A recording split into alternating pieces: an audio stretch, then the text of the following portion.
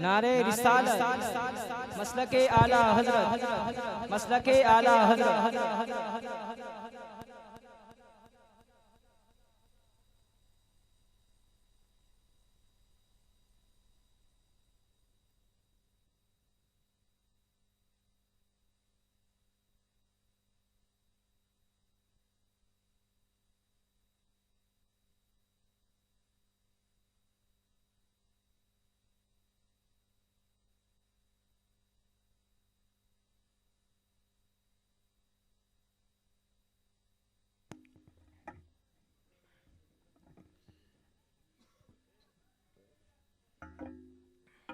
السلام علیکم ورحمۃ اللہ وبرکاتہ۔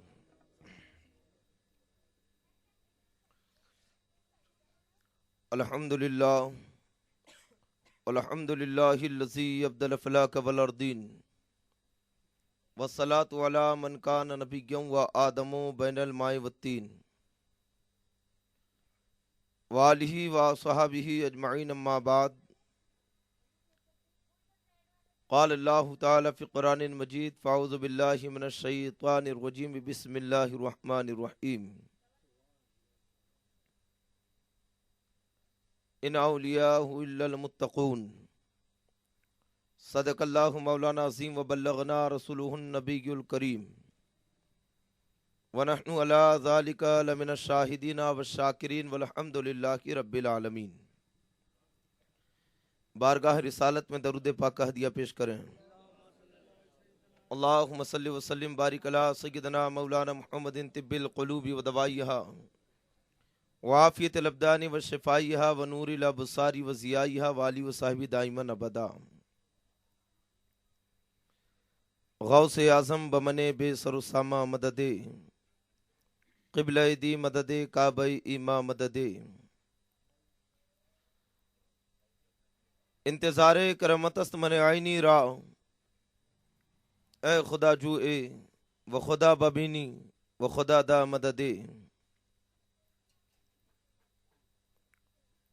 ملک سخن کی شاہی تم کو رضا مسلم، جس سمت آ گئے ہو سکے بٹھا دیے ہیں۔ اے رضا یہ احمد نوری کا فیض نور ہے، ہو گئی تیری غزل بڑھ کر قصیدہ نور کا۔ آج کی یہ مجلس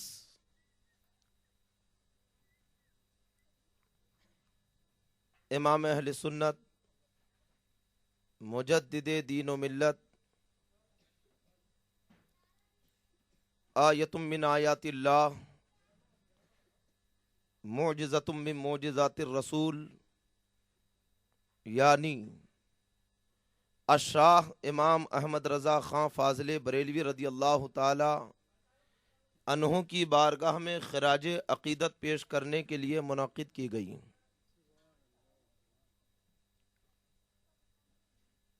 آپ اور ہم یہاں پر اپنے عظیم امام امام اہل سنت فاضل بریلوی رضی اللہ تعالی عنہ کی بارگاہ میں خراج عقیدت پیش کرنے کے لیے جمع ہوئے ہیں۔ ساؤنڈ کم لگ رہا ہے اس کا۔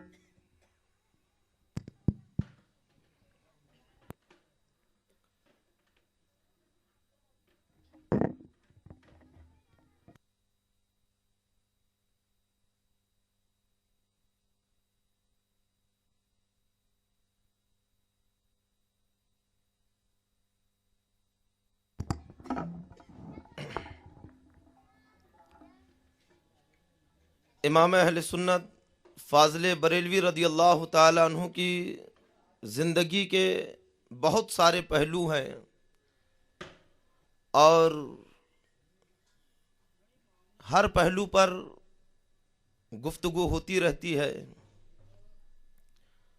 لیکن آج انشاءاللہ تعالی امام اہل سنت فاضل بریلوی رضی اللہ تعالی عنہ کے اس پہلو پر گفتگو ہوگی جس کی فی الوقت ناگپور شہر کے اندر بہت شدت سے ضرورت ہے۔ اور پھر کیوں نہ ہو کہ وہ وسعت علمی کہ 50-55 علوم پر اعلی حضرت کو تبحر حاصل تھا، 21 علوم اپنے والد علامہ نقی علی رحمۃ اللہ علیہ سے سرکار اعلی حضرت فاضل بریلوی رضی اللہ تعالی عنہ نے حاصل کیے، اور باقی کے علوم خود بخود اعلی حضرت رضی اللہ تعالی عنہ کو آ گئے۔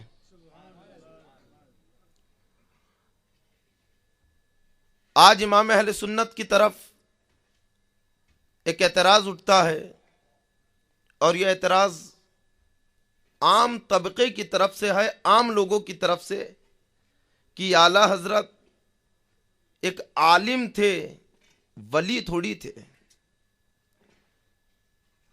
عوام کو کیا حق حاصل ہے کسی کی ولایت کا تقرر کرنے کا؟ ولایت اللہ کی طرف سے کہ نام ہے، جسے چاہتا ہے اپنے بندوں میں سے عطا فرماتا ہے۔ اور تم کس بنیاد پر کہتے ہو؟ تو میں عوام کی بنیاد بھی آپ کو بتا دوں۔ ان کا گمان اور ان کا کہنا یہ ہے کہ اعلی حضرت نے کون سی کرامت بتائی ہے کہ ولی بن گئے؟ کون سی ایسی خلاف خرقہ عادت کا ان سے ظہور ہوا ہے کہ تم انہیں ولی تسلیم کرتے ہو؟ صوفیہ فرماتے ہیں کہ ولایت کرامت کا نام نہیں ہے۔ اگر کسی کی ولایت کا ذکر کرنا ہو یا بتانا ہو کہ اللہ کا ولی ہے، تو صوفیان نظام اس کی کرامتوں کا تذکرہ نہیں کرتے ہیں، بلکہ اس کے تقوی اور اس کی پرہیزگاری کو لوگوں کے سامنے رکھتے ہیں۔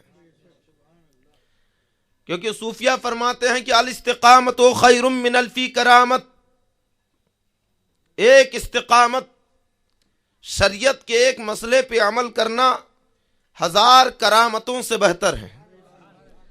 لیکن آج کی مجلس میں انشاءاللہ تعالی عوام کے اطمینان کے لیے میں اعلی حضرت کے اس پہلو پر گفتگو کروں گا، اعلی حضرت کی کرامتوں کا انشاءاللہ میں تذکرہ کروں گا۔ لیکن پہلے یہاں پہ یہ بات رکھ دوں کہ ولایت کا معیار کرامتوں کے اوپر نہیں ہے۔ حضرت خواجہ حسن بصری رضی اللہ تعالیٰ عنہ دریا کے کنارے چل رکھے ہیں، ساتھ میں حضرت رابعہ بصریہ ہیں۔ حضرت خواجہ حسن بصری رضی اللہ تعالیٰ عنہ نے اپنا مصلی نکالا اور دریا کے اوپر بچھا دیا، کہا کہ اے رابعہ آؤ یہاں پہ آ کے نماز پڑھے۔ حضرت رابعہ بصریہ رضی اللہ تعالیٰ عنہ نے اپنا مصلی نکالا اور اسے ہوا میں بچھا دیا اور کہا کہ اے حسن بصری آؤ یہاں پہ نماز پڑھو۔ حضرت رابعہ بصریہ فرماتی ہے کہ اے حسن، پانی کے اوپر چلنا یہ ولایت نے کی ہے، ہوا میں مصلی بچھا کر نماز پڑھنا کوئی کمال نے کیا ہے، کیونکہ دریاؤں کے اندر، پانی کے اندر تو مچھلیاں بھی چلتی ہے، ہوا میں تو مکھی اور مچھر بھی اڑتے ہیں۔ اگر ہوا میں اڑنے کا نام ولایت ہوتا تو مکھی بھی ولی ہوتی، اگر پانی میں تیرنے کا نام ولایت ہوتا تو مچھلیاں بھی ولی ہوتی۔ لیکن سنو، ولایت تو پرہیزگاری کا نام ہے، ولایت تقوی کا نام ہے، کہ جو بندہ جتنا سنت مصطفیٰ کا پابند ہوتا ہے اللہ تعالیٰ اس کا مقام اتنا کی اونچا فرماتا ہے۔ ان اکرمکم عند اللہ یتقاکم، اللہ کے نزدیک وکی مکرم ہے، وکی بڑا ہے، جو تم میں سب سے زیادہ پرہیزگار ہے، جو سب سے زیادہ متقی ہے۔ اور خود اللہ فرماتا ان اولیاء الا المتقون، کہ اللہ کے ولی متقی اور پرہیزگار ہوتے ہیں، اللہ کے ولی تقوی والے ہوتے ہیں۔ حضرت جنید بغدادی رضی اللہ تعالیٰ عنہ کی بارگاہ میں ایک شخص آیا، اور ایک روایت میں ہے کہ 30 سال رہا، خدمت میں حاضر رہا 30 سال تک۔ ایک دن جانے کا قصد کیا، کہا حضور اب میں اجازت چاہتا ہوں۔ جنید بغدادی رحمۃ اللہ علیہ فرماتے ہیں کہ ہمارے یہاں پہ آئے، نہ آنے کا مقصد بتا رکھے ہو، نہ جانے کی وجہ بتا رہے ہو، ایک عرصہ دراز تم نے یہاں پہ گزار لیا، کیا وجہ تھی، کیوں آئے تھے؟ آنے کی غرض ابھی تک نے کی بتائی۔ کہتا حضور بڑے دور سے ارمان لے کر آیا تھا، اتنی سال رہا لیکن مقصد پورا نہ ہوا۔ حضرت جنید بغدادی رحمۃ اللہ علیہ فرماتے ہیں کہ کیا مقصد ہے؟ تو کہا حضور میں نے سنا تھا کہ آپ اللہ کے بہت بڑے ولی ہیں، میں آپ کی کرامت دیکھنے کے لیے آیا تھا۔ 30 سال رہا، ایک بھی کرامت نہیں دیکھا۔ جنید بغدادی رحمۃ اللہ علیہ فرماتے ہیں کہ کیا تو نے واقعی میری کوئی کرامت نہیں دیکھا؟ کہا حضور بالکل نہیں دیکھا۔ جنید بغدادی رحمۃ اللہ علیہ سمجھ گئے یہ کس کرامت کی بات کر رہا ہے۔ آپ نے فرمایا کہ بتا 30 سال تک تو میرے ساتھ میں رہا، کیا کبھی میرا کوئی فرض اور واجب چھوٹتے ہوئے دیکھا ہے؟ کیا کبھی مجھے سنت مصطفیٰ کے خلاف کوئی کام کرتے ہوئے دیکھا ہے؟ کہا حضور یہ تو آج تک نہیں دیکھا، ہر لحظہ ہر لمحہ میں نے آپ کو سنت مصطفیٰ کا پابند پایا ہے۔ تو حضرت جنید بغدادی رحمۃ اللہ علیہ فرماتے ہیں کہ اے کمعقل، اس سے بڑی کرامت کیا ہوگی؟ یہی تو سب سے بڑی کرامت ہے کہ شریعت پہ قائم ہو جائے، سنت مصطفیٰ کا پابند ہو جائے، یہی سب سے بڑی کرامت ہے۔ ابھی آپ صرف اپنے ذہن کے اندر یہی باتیں لے کے چلے کہ ولایت کا معیار کیا ہے، تھوڑی دیر میں جو ذہن صاف ہو جائے گا۔ ہوا میں اڑنا ولایت نہیں ہے، انگار میں ناچنا اور کودنا ولایت نہیں ہے۔ اگر تو جے پال جوگی پہلے سے ولی ہوتا، ہوا میں اڑ رہا تھا، ولی نہیں ہے، قدم خواجہ میں گرا، ایمان لایا، تب ولی بنا۔ غریب نواز نے بتا دیا کہ ہواؤں میں اڑتے ہوئے دیکھو تو ولایت کو تسلیم نہ کرو جب تک کہ اس کے سینے میں عشق مصطفیٰ کا چراغ نہ دیکھ لو۔ تقوی پرہیزگاری یہ ولایت کا معیار، ولایت کی بنیاد ہے۔ تبھی تو اللہ نے فرمایا کہ اللہ کے ولی متقی اور پرہیزگار ہوتے ہیں۔ اچھا، ولایت میں ایک چیز آپ نے سنی ہوگی، مجاہدہ۔ ولی کے لیے مجاہدہ بہت ضروری ہے، یہ ایک الگ موضوع ہے، میں اس موضوع میں نہیں جانا چاہتا ورنہ اس کے اوپر ایک تقریر ہو جائے گی، ہے نا۔ بتانا مقصد اعلیٰ حضرت امام اہل سنت فاضل بریلوی رضی اللہ تعالیٰ عنہ کی عظمت ہے کہ آپ کیسے ولی ہیں، آپ کے مجاہدے کی شان اور مجاہدے کا عالم کیا تھا۔ حضرت جنید بغدادی حضرت اعلیٰ حضرت امام اہل سنت فاضل بریلوی رضی اللہ تعالیٰ عنہ سے مجاہدے کے تعلق سے سوال ہوا، ہے نا۔ اور یہ مجاہدہ ایک کامن لفظ ہے، آپ کے ذہن میں جب میں مجاہدہ کہوں گا تو کوئی نہ کوئی امیج تیار ہو جائے گی، ہے نا۔ جو تھوڑا بہت بھی سنتے اور پڑھتے چلے آئے ہیں وہ بخوبی غور کر لیں گے کہ مجاہدہ یا تو بھوکے رہنے کو کہتے ہیں، یا کام دھندہ چھوڑ کر مسجد میں بیٹھنے کو کہتے ہیں، یا دنیا داری چھوڑ کر جنگلوں کی طرف نکل جانا، اسے مجاہدہ کہا جاتا ہے نا۔ حالانکہ ساری چیزیں مجاہدے کے اندر شامل ہیں، لیکن سب کا مجاہدہ ایک جیسا نہیں ہے، مجاہدوں میں فرق ہے۔ حضرت بایزید بستامی رحمۃ اللہ علیہ کی فجر کی نماز قضا ہو گئی، آپ نے نماز تو ادا کر لی لیکن اس کے کفارے میں 1 سال تک پانی نہیں پیا، 1 سال تک پیاسے رہے۔ نفس سے کہا کہ تو نے مجھے اللہ کی عبادت سے روکا، میں تجھے پانی نہیں دوں گا۔ 1 سال تک پیاسے رہے، نفس کشی کرتے رہے، نفس کو توڑتے رہے۔ یہ بایزید بستامی رحمت اللہ علیہ کا مجاہدہ ہے نا۔ مجاہدے سب کے الگ ہے، مجاہدہ کہتے ہیں نفس کو ختم کرنا، نفس کے خلاف جنگ کرنا۔ اعلیٰ حضرت امام اہل سنت کا مجاہدہ کیا ہے؟ حضرت حذیفہ رضی اللہ تعالیٰ عنہ، آپ کی تہجد کی نماز چھوٹ گئی۔ تہجد کی نماز نفل ہے، واجب نہیں ہے، لیکن جب تہجد کی نماز چھوٹی ہے تو آپ اتنا روئے، اور اس کے کفارے میں کہ تہجد چھوٹی کیسے، 1 سال تک نہیں سوئے، جاگتے رہے 1 سال تک، اور اپنے نفس کو تڑپاتے رہے نیند کے لیے کہ تو نے مجھے عبادت سے روکا ہے، میں تجھے ایسے ہی ترساؤں گا۔ حضرت امیر معاویہ رضی اللہ تعالیٰ عنہ کی فجر کی نماز قضا ہو گئی تو آپ نے کفارے میں کئی 100 رکعتیں پڑھ لی، کئی 100 رکعتیں۔ یہ حضرت امیر معاویہ کا مجاہدہ ہے، وہ حضرت حذیفہ کا مجاہدہ تھا۔ حضرت عتبۃ الغلام رضی اللہ تعالیٰ عنہ، انہوں نے کبھی ساری زندگی ٹھنڈا پانی نہیں پیا۔ لوگ کہتے کہ حضور آپ ٹھنڈا پانی کیوں نہیں پیتے ہیں؟ تو فرماتے کہ ٹھنڈے پانی سے نفس کو خوشی ہوتی ہے۔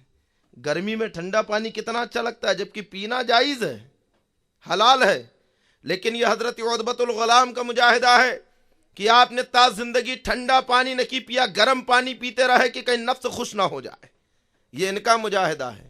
حضرت ابو الاسحاق اسفرانی رحمۃ اللہ علیہ، جب مبتدعین کی بدعت بڑھی، بد مذہبوں کا زور بڑھا، سنت مصطفیٰ کو لوگ بدلنے لگے، اسلام میں تحریف ہونے لگی، تو حضرت ابوالاسحاق اصفہانی رحمۃ اللہ علیہ پہاڑ کے اوپر چڑھ گئے، اور وہاں پہ جو علماء کرام کی جماعت مجاہدے میں مشغول تھی، عبادتوں میں جو لگے ہوئے تھے، جنہوں نے ترک دنیا کر لیا تھا، دنیا کو چھوڑ دیا تھا، 24 گھنٹے پہاڑوں کے اوپر بیٹھ کر اللہ اللہ کر رکھے ہیں، اللہ کی عبادت کر رکھے ہیں، دنیا سے کوئی تعلق نہ کیے ہیں، ان کے پاس پہاڑ کے اوپر حضرت ابوالاسحاق اصفہانی رحمۃ اللہ علیہ گئے اور کہا کہ اے سوکھی گھاس کھانے والو، تم یہاں پہ بیٹھ کر اللہ کی عبادت کر رکھے ہو، ادھر مبتدعین کا فتنہ بڑھ رہا ہے، امت مصطفیٰ فتنے میں مبتلا ہو رکھی ہے، ان کے عقائد و اعمال کے اوپر آفت آ پڑی ہے، اترو باہر اور مبتدعین کا بد مذہبوں کا رد کرو۔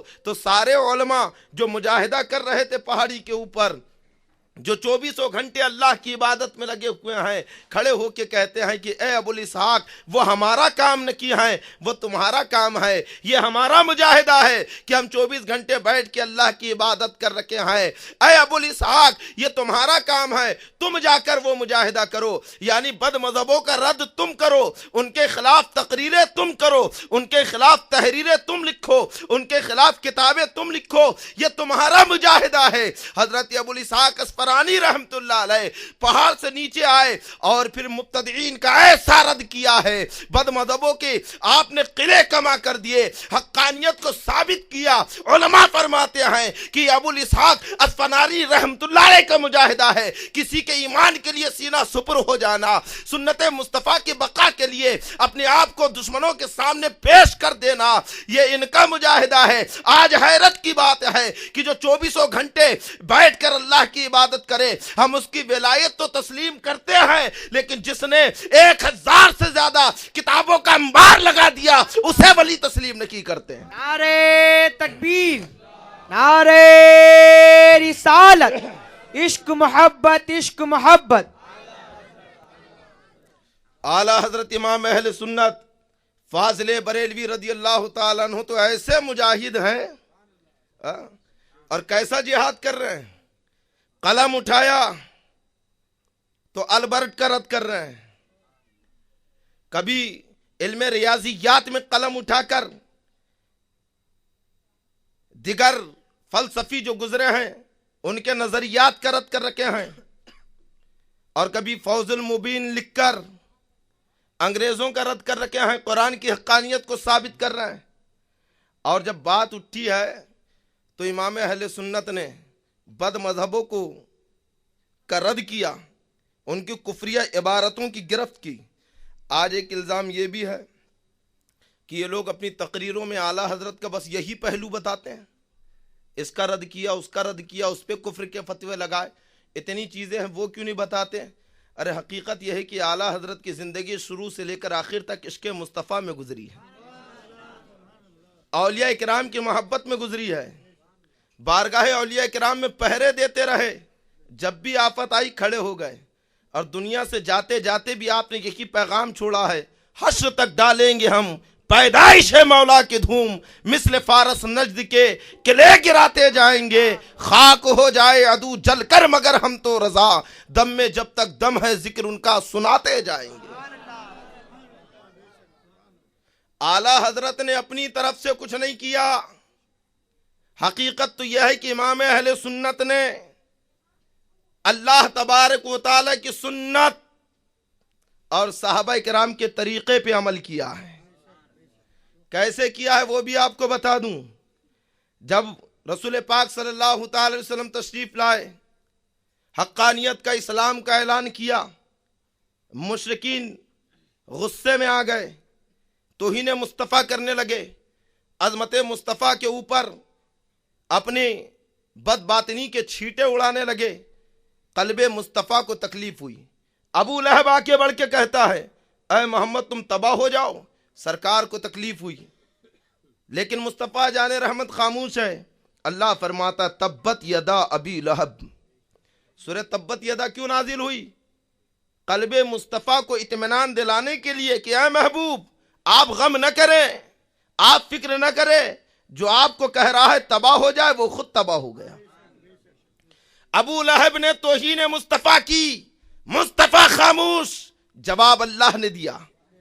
اور جب عاص ابن وائل سرکار کے قریب سے گزرا، اس وقت سرکار کے بیٹے حضرت محمد یا حضرت ابراہیم کا انتقال ہوا، اپنے قبیلے میں جا کے کہتا ہے کہ میں ایسے شخص کے پاس سے آ رہا ہوں جو ابتر ہے، جو منقطع النسل ہے، جس کی نسل ختم ہو چکی ہے۔ جب سرکار کو یہ خبر پہنچی، آپ کو بڑا غم ہوا کہ لوگ مجھے ایسا کہہ رکھے ہیں۔ اللہ تبارک و تعالی نے اس بد باطن کا جواب دیا، فرماتا ہے انا اعطیناک الکوثر۔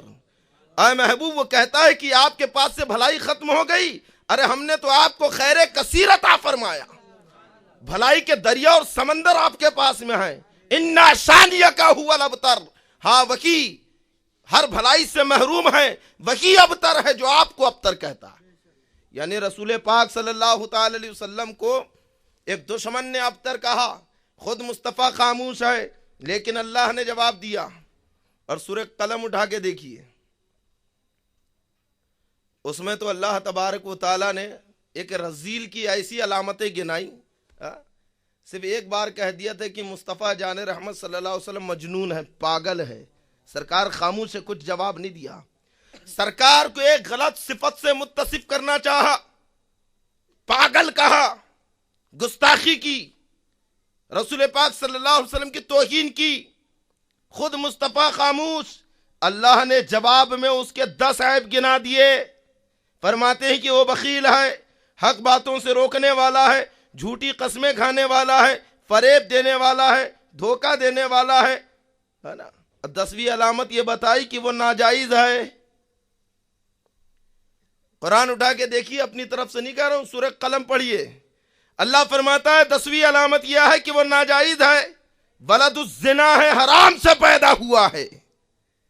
اپنی ماں کے اوپر جب یہ آیت اس نے سنی ہے مسلمانوں سے، تلوار لے کے چڑھ دوڑا اور کہا 9 باتیں تو پکی ہے جو مصطفیٰ نے کہی ہے، اللہ نے جو فرمائی وہ ہے میرے اندر، میں بخیل بھی ہوں، کمینہ بھی ہوں، میرے اندر یہ سارے عیب ہے، لیکن 10واں عیب جو کہا ہے کہ حرامی ہے تو ہی بتا۔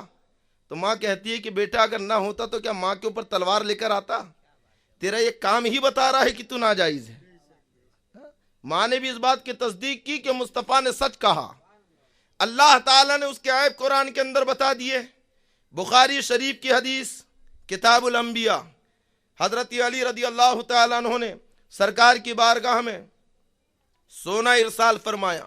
اللہ کے نبی صلی اللہ تعالی علیہ وسلم نے 3 لوگوں میں وہ سونا تقسیم کر دیا۔ ایک شخص کھڑا ہوا اور کہتا ہے کہ محمد اللہ سے ڈرو، معاذ اللہ، یعنی انصاف کرو۔ مصطفیٰ جان رحمت صلی اللہ تعالی وسلم فرماتے ہیں کہ اگر میں اللہ سے نہیں ڈروں گا تو کون ڈرے گا؟ میں انصاف نہیں کروں گا تو کون کرے گا؟ اللہ نے اپنے خزانوں پر مجھے امین بنایا ہے اور تو مانتا نہیں۔ حضرت خالد ابن ولید رضی اللہ تعالیٰ عنہ وہی بیٹھے ہوئے تھے، تلوار کھینچتے ہیں، عرض کرتے ہیں کہ یا رسول اللہ اجازت دیجئے میں اس گستاخ کی زبان کاٹ دوں، اس کا سر قلم کر دوں۔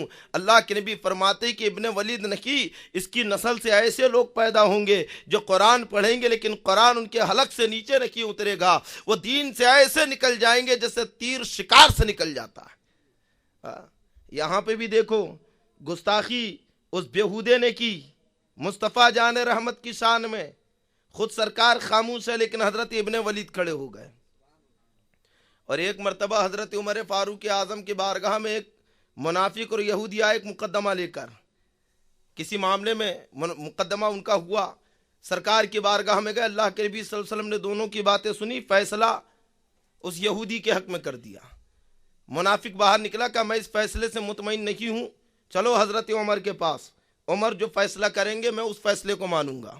حضرت عمر کی بارگاہ میں آئے، آپ نے دونوں کی بات سنی، قریب تک کی فیصلہ کر دے۔ یہودی کہتا ہے کہ عمر سنو، تمہارے نبی نے فیصلہ کر دیا میرے حق میں، لیکن یہ گستاخ ماننے کو خالی نہیں ہے، یہ کہتا ہے کہ اس فیصلے کو نہیں مانوں گا، جو عمر کریں گے وہ فیصلہ مانوں گا۔ حضرت عمر اندر گئے، تلوار کھینچ کے لائے اور کہا کہ جو میرے آقا کے فیصلے کو نہیں مانتا، عمر اس کا فیصلہ ایسے کرتا ہے۔ ایسی تلوار گھمائی کہ اس منافق کے سر کو کاٹ دیا۔ اب فرماتے ہیں کہ نبی کی گستاخی کرتا ہے، جبکہ اللہ فرماتا ہے کہ تم کامیاب نہیں ہو سکتے جب تک کہ اپنے معاملات میں نبی کو حکم نہ بناؤ۔ نبی کو اللہ نے حکم بنانے کا حکم دیا اور یہ نبی کی حاکمیت کا انکار کرتا ہے، نبی کے حکم کو نہیں مانتا تو عمر اس کا فیصلہ ایسا کرتا ہے. نبی کی گستاخی کی ہے، جواب عمر نے دیا. اور بخاری شریف کتاب البدع الخلق کی حدیث ہے، حضرت براء ابن عازب رضی اللہ تعالیٰ عنہ اس کے راوی ہے کہ ایک مرتبہ سرکار دو عالم صلی اللہ تعالی علیہ وسلم نے حضرت حسان ابن ثابت رضی اللہ تعالیٰ عنہ سے کہا کہ اے حسان، میری ہجو کرنے والوں کی ہجو کرو. ہے نا، کیا مطلب؟ ہجو کہتے برائی کو. کہا اے حسان، میری برائی کرنے والوں کی برائی کرو.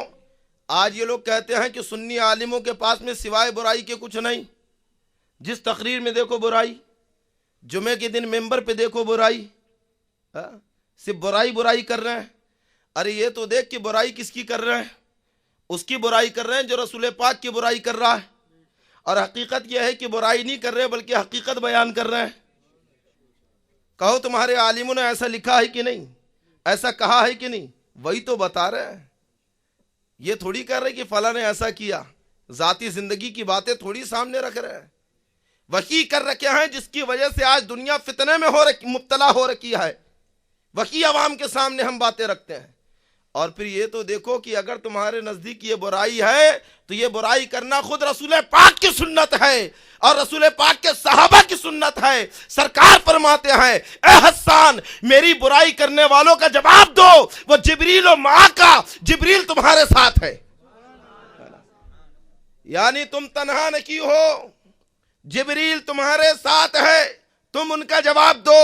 امام اہل سنت فاضل بریلوی رضی اللہ تعالیٰ عنہ نے اپنی طرف سے کچھ نہیں کیا، وہی کہا ہے، وہی کیا ہے. جس بات کا اللہ نے کرنے کا حکم دیا کہ رسول پاک صلی اللہ علیہ وسلم کی توہین ہو رکھی ہے، جواب خدا دے رہا ہے. رسول پاک کی گستاخی ہو رکھی ہے، جواب صحابہ دے رکھے ہیں. امام اہل سنت نے بھی وہی کام کیا کہ جب رسول پاک کی گستاخی کی ہے، بریلی سے ہمارے امام نے جواب دیا ہے، امام اہل سنت نے ان کا رد کیا ہے. بس فرق یہ ہے کہ حضرت عمر نے تلوار سے جواب دیا ہے اور اعلیٰ حضرت نے قلم سے جواب دیا.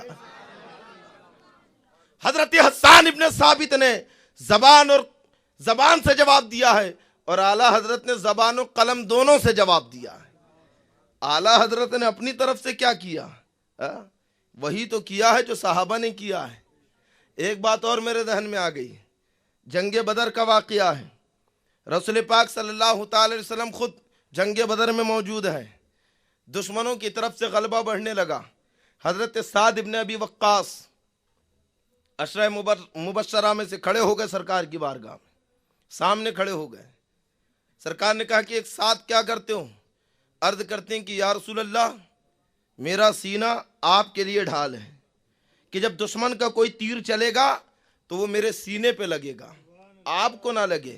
میں آپ کی حفاظت کے لیے کھڑا ہو گیا، آپ کے لیے ڈھال بن گیا.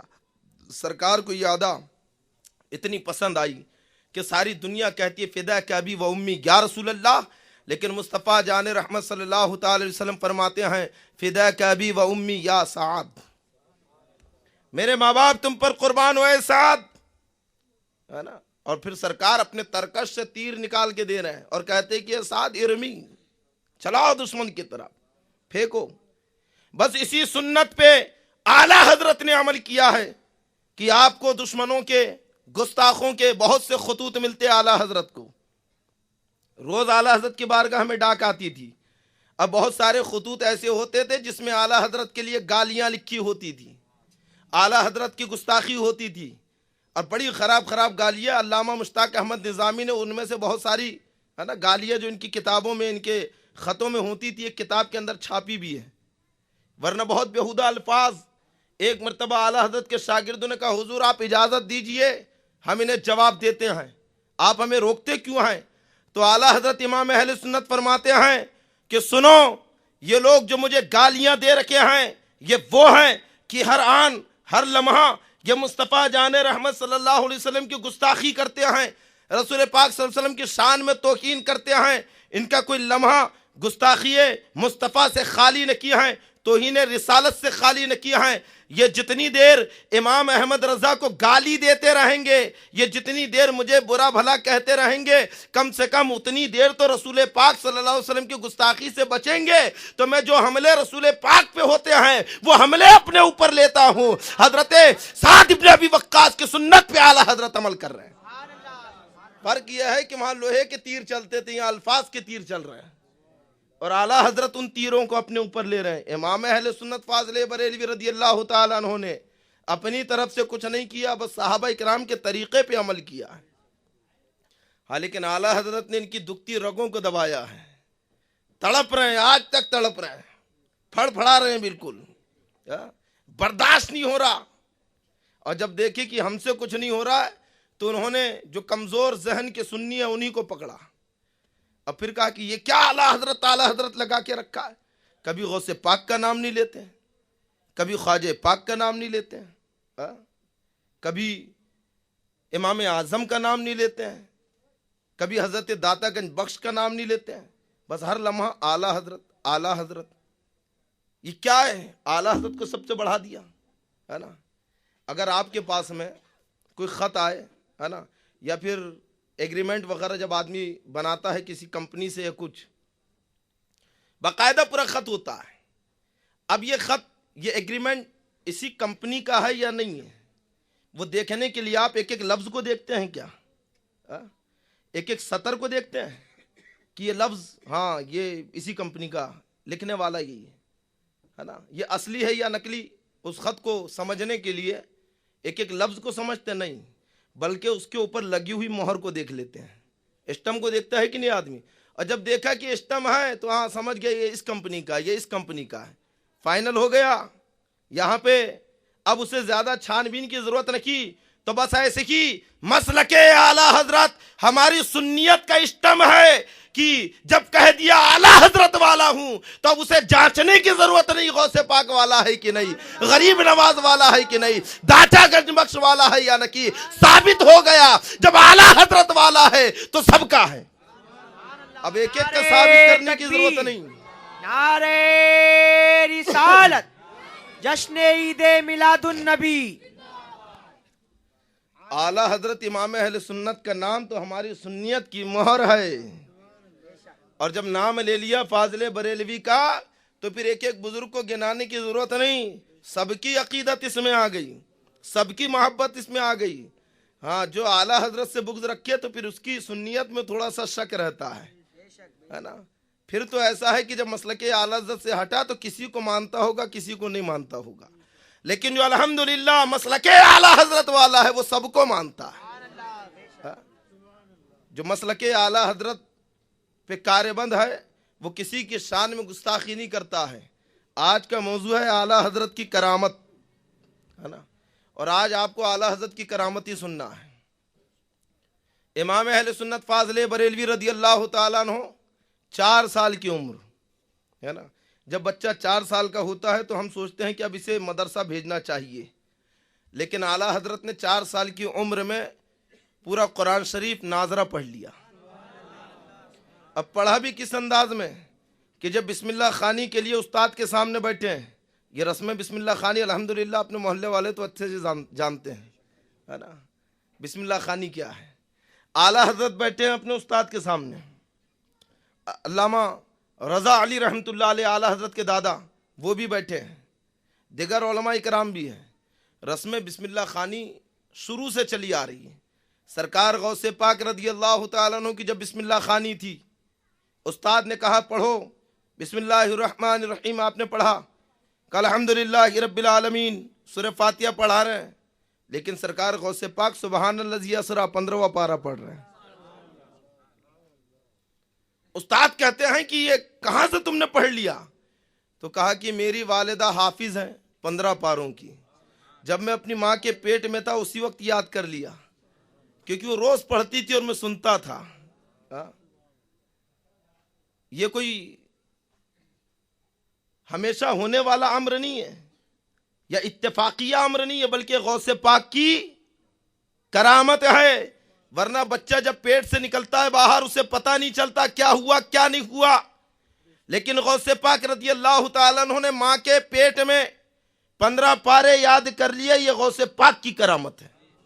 حضرت میر عبد الواحد بلگرامی رحمۃ اللہ علیہ نے سبع سناب الشریف میں لکھا ہے کہ جب حضرت خواجہ قطب الدین بختیار کاکی رحمۃ اللہ علیہ کی بسم اللہ خوانی تھی تو حضرت خواجہ حمید الدین ناگوری رحمۃ اللہ علیہ بسم اللہ خوانی کرانے کے لیے پہنچے. اب بالکل یہی واقعہ ہے. کہا بسم اللہ الرحمن الرحیم پڑھیے. آپ نے پڑھا. اس کے بعد میں جب آپ سورہ فاتحہ پڑھانے لگے تو حضرت خواجہ قطب الدین بختیار کاکی رحمۃ اللہ علیہ 15واں پارہ پڑھ رہے ہیں. استاد کہتے ہیں کہ یہ کہاں سے یاد کر لیا؟ کہا میری ماں کے دل کے اوپر لکھے ہوئے تھے، نقش تھے، وہیں سے دیکھ دیکھ کے ماں کے پیٹ میں یاد کر لیے. یہ آپ کی کرامت ہے. اور اس طریقے کے بہت سارے واقعات بسم اللہ خوانی کے وقت آپ کو ملیں گے. لیکن اعلیٰ حضرت کا تو بڑا انوکھا واقعہ ہے. استاد پڑھا رکھے ہیں الف با تا، ہے نا، حرف تہجی. اعلیٰ حضرت پڑھ رہے ہیں. پڑھاتے پڑھاتے استاد پہنچے لام الف. اعلیٰ حضرت خاموش ہو گئے. چھوٹے ہیں، بچے ہیں، کہا پڑھیے لام الف. اعلیٰ حضرت خاموش. تو پھر آپ کے دادا کہتے ہیں کہ بیٹا پڑھو. تو اعلیٰ حضرت فرماتے ہیں کہ لام اور الف یہ دونوں لفظ تو پہلے پڑھ چکا ہوں، ہے کہ نہیں؟ الف تو سب سے شروع میں، پھر کاف لام میم، میم کے پہلے بھی لام. اب یہ دونوں ایک ساتھ کیوں آئے؟ لام الف یہ تو پڑھ چکا ہوں. تو اعلیٰ حضرت کے دادا فرماتے کہ بیٹا جیسا استاد کہہ رہے ویسا پڑھو. اعلیٰ حضرت نے پڑھ تو لیا لیکن اپنے دادا کے چہرے کی طرف دیکھ رہے ہیں.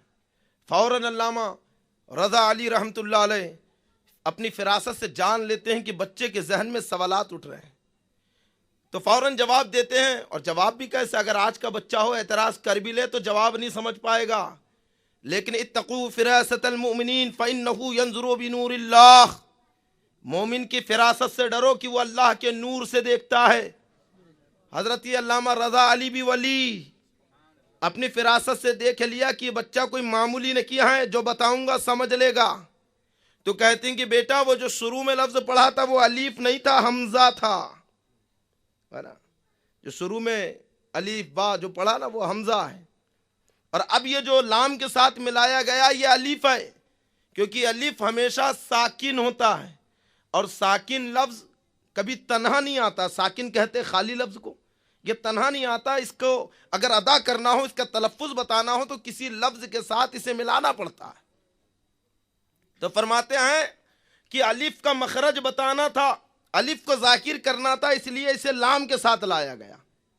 تو پھر اعلیٰ حضرت نے اعتراض کیا کہ جب الف کا مخرج بتانا تھا، الف کو ذاکر کرنا تھا، تو لام کے ساتھ کیوں لے کر آئے؟ قاف کے ساتھ لا لیتے، جیم کے ساتھ لاتے، کسی اور لفظ کے ساتھ بیان کر دیتے. تو اعلیٰ حضرت کے دادا نے جب یہ اعتراض آپ کا سنا تو سینے سے لگا لیا، آپ کی پیشانی کو چوم لیا، کیونکہ بات کوئی معمولی نہیں ہے.